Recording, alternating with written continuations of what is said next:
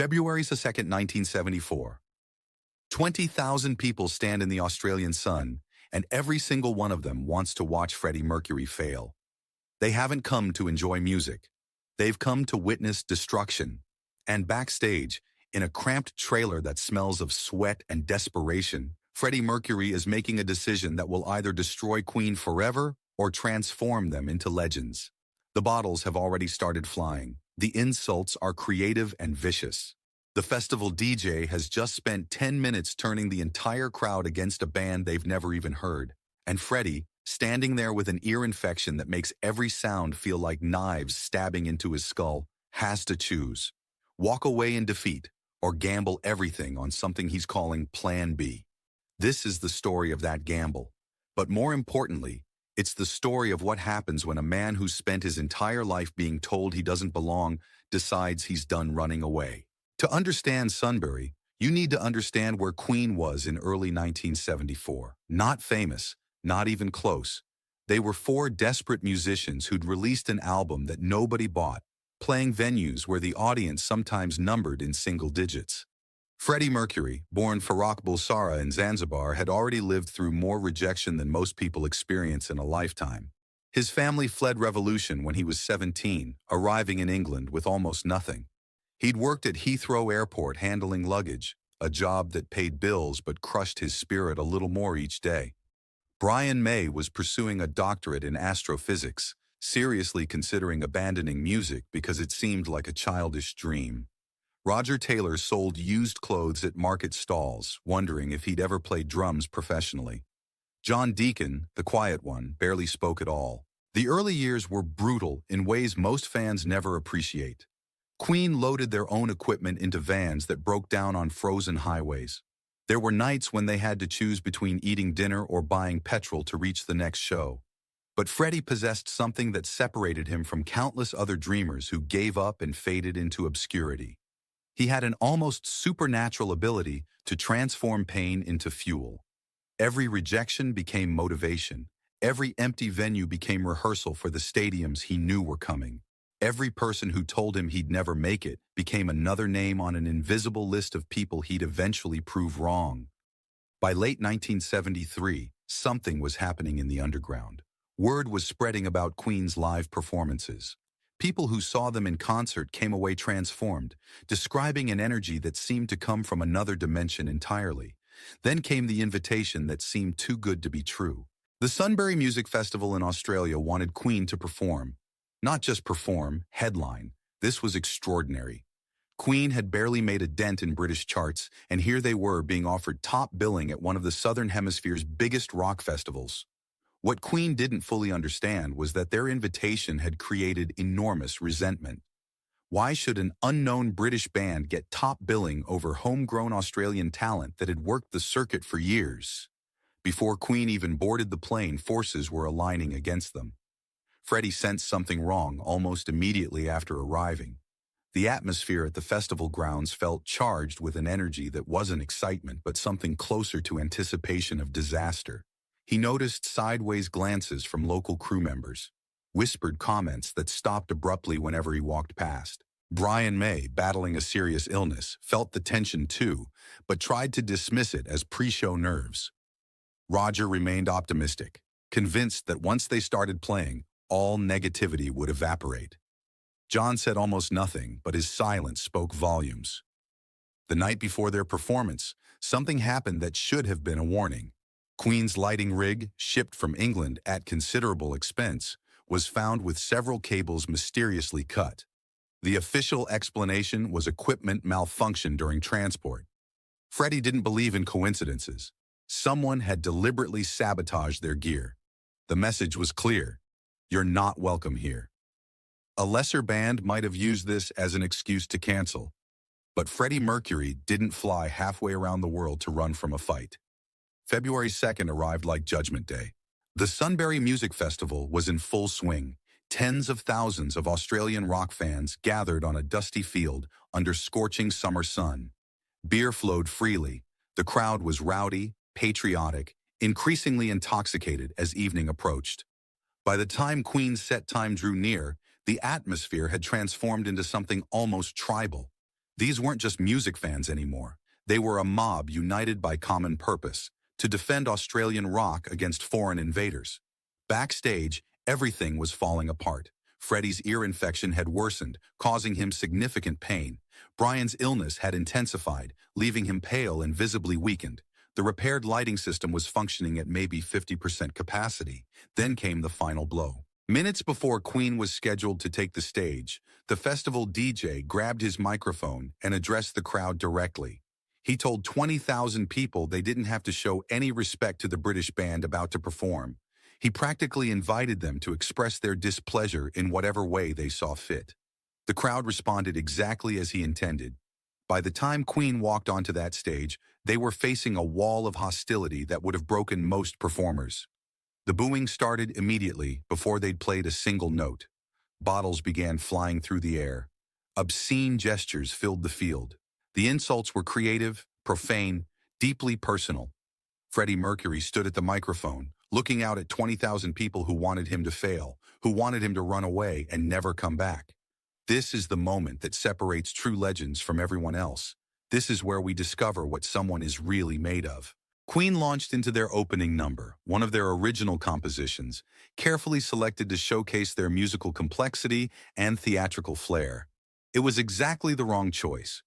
The intricate harmonies and progressive rock structures that delighted British audiences meant nothing to 20,000 drunk Australians who wanted straightforward rock and roll. The booing intensified. More bottles flew. For the first 15 minutes, it seemed like the skeptics would be proven right. Queen was dying on that stage. Brian later described those opening minutes as some of the worst of his professional life. He could barely hear his own guitar over the wall of noise from the crowd. His illness made it difficult to concentrate. Everything that could go wrong was going wrong. And then something shifted. Freddie Mercury stopped mid-song. He turned away from the hostile crowd and looked directly at his bandmates. What happened next would become the stuff of legend. What Freddie understood instinctively was something many performers never grasp. A hostile crowd isn't your enemy. A hostile crowd is a challenge, an opportunity, a puzzle waiting to be solved. The people booing at Sunbury didn't hate Queen as individuals. They hated what Queen represented, outsiders coming to their country and taking the spotlight from local talent. If Freddie could find a way to bridge that gap, to transform himself from invader to entertainer, everything could change in an instant. The two words Freddie spoke to his bandmates were simple but revolutionary. Plan B. This was something they'd discussed only in theory, a backup strategy for worst-case scenarios none of them ever expected to actually use. Plan B meant abandoning their original material entirely and switching to 1950s rock and roll classics. Songs like Jailhouse Rock, Shake, Rattle, and Roll, Stupid Cupid, Bebop-a-Lula. Music that every person in that crowd had grown up hearing. Music that transcended national boundaries and cultural differences. The transformation was almost instantaneous. Within the first few bars of their first cover song, something shifted in the atmosphere. The booing began to quiet. The bottle throwing slowed, then stopped entirely. People who'd been screaming insults moments earlier found themselves nodding along to familiar rhythms. Freddie Mercury, who'd been a foreign intruder seconds before, suddenly became something entirely different. He became an entertainer, a fellow traveler on the great rock and roll highway that connected every generation and every nation. What followed was nothing short of miraculous. For the next 30 minutes, Queen delivered a masterclass in crowd manipulation and pure entertainment. Freddie prowled that stage like a man possessed, channeling the spirits of Elvis Presley and Little Richard. Brian, despite his illness, found reserves of energy he didn't know he possessed. Roger attacked his drums with ferocity that seemed to shake the ground beneath the stage. And John laid down bass lines so solid that even skeptical audience members couldn't help but move. The crowd that had wanted to destroy Queen slowly transformed into something else entirely. By the midpoint of their revised set list, thousands of people were singing along. By the end, the same audience that had thrown bottles was demanding an encore. Michael Chugg, the promoter who'd initially dismissed Queen as pretentious foreigners, would later admit that witnessing their performance changed his entire perspective. They were actually unbelievable, he said years afterward. They were awesome. Within a few songs, they turned those angry people completely around.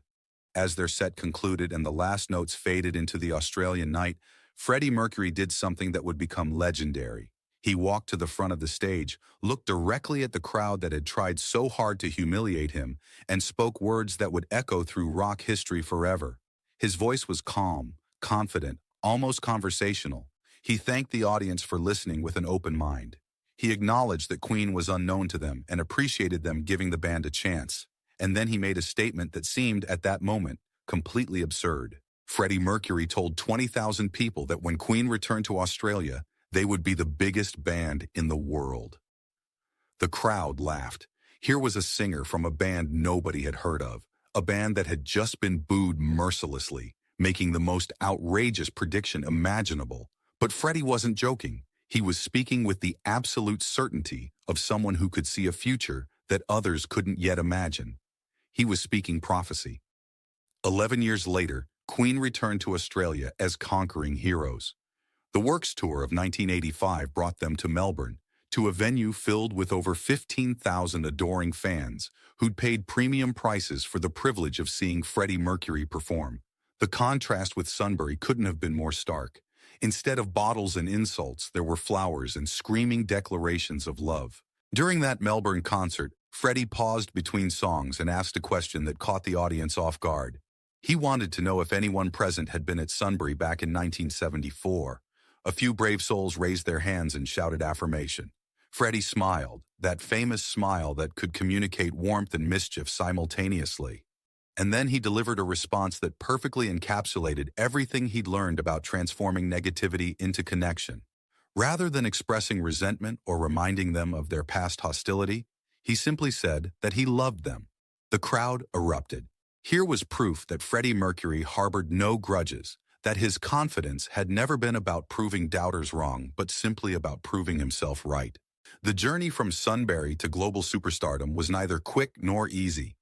Queen returned to England with mixed feelings about their Australian adventure.